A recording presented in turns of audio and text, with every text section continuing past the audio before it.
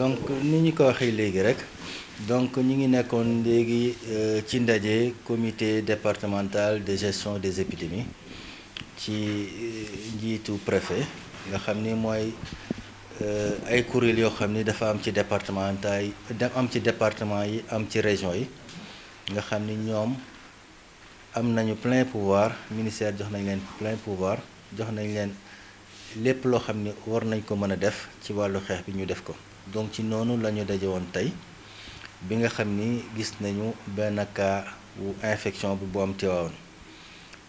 donc résultat bi ñu ngi ko jot le 22 avril la ñu ministère woo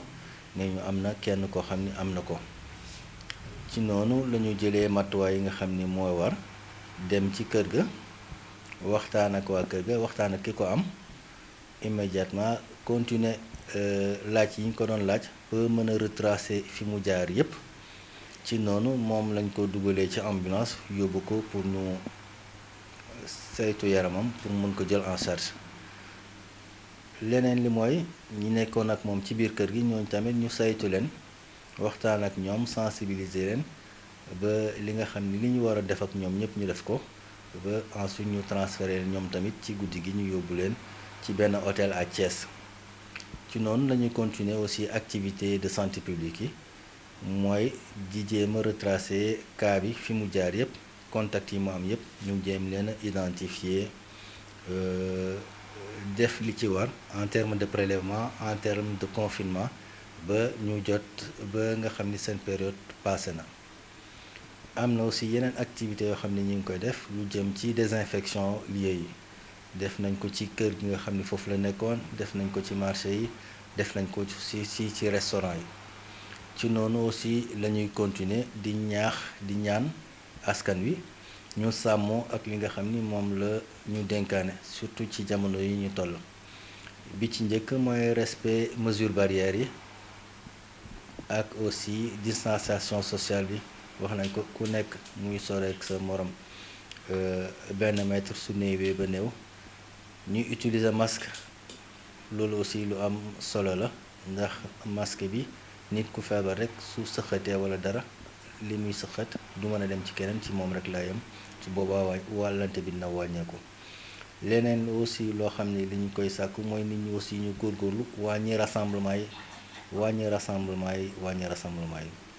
loolu daal mooy ci gàttal li nga xam ne góor naa ko ci wax. loolu aussi am na donc mënul ni feebar bi agsi na rek yeneen activités yëpp da nga koy arrêté loolu mënul nekk ndax am na yeneen activités yu essentiel ci wér-gu-yaram ak nit ki wér-gu-yaramu askan bi mënoo arrêté vaccination jigéen ju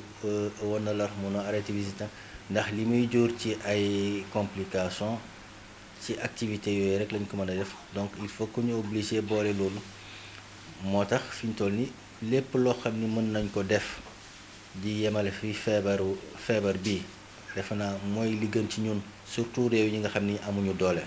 su fekkee réew yi doole yi la feebar bi sonal yenn sonal yi ba wax nañ leen ko sax dem na ba benn jamono yenn dëkk yi dañ doon seet même mel ni ñu nekk ci temps de guerre kii la ñuy sauver wala kii la ñuy sauver donc nañu ñaan yàlla ñu bañ àgg foofu li ñu ciy jàppale nag mooy ku nekk sàmmonte ak li nga xam ni moom la kilifa yi wax kilifa yi ci wàllu wér-gu-yaram wax ñu respecté ko.